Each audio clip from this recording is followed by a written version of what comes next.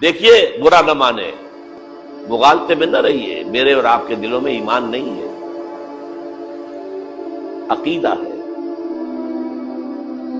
عقیدہ ہے، والدین سے ملا ہے۔ یقین والا ایمان کہاں ہے؟ اپنے گریبان میں جھانکیے، اللہ آپ کو توفیق دے۔ کیا مجھے واقعی یقین ہے کہ مجھے مرنے کے بعد جی اٹھنا ہے؟ کیا مجھے یہ واقعی یقین ہے کہ اصل زندگی آخرت کی زندگی ہے؟ کیا مجھے واقعی یقین ہے کہ قرآن اللہ کا کلام ہے؟ ٹٹولیے اپنے دلوں کو۔ اگر یقین ہوتا کہ اللہ کا کلام ہے تو آپ اس کو سمجھنے کے لیے عربی بھی نہ سیکھ سکتے؟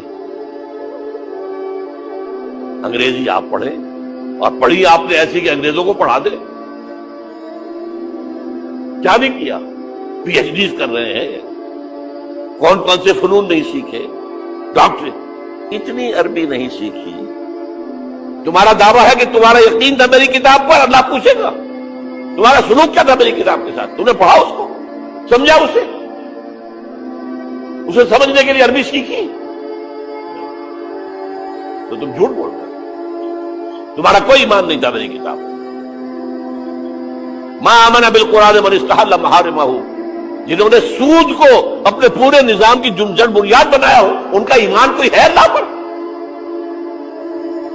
حضور فرماتے ہیں کہ جس شخص نے حرام کسی شے کو اپنے لیے حلال کر لیا اس کا کوئی ایمان نہیں۔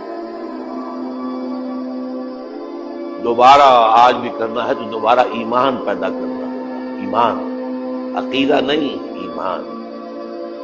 صرف لپ سروس نہیں، اقرار باللسان نہیں، تصدیق بالقلب۔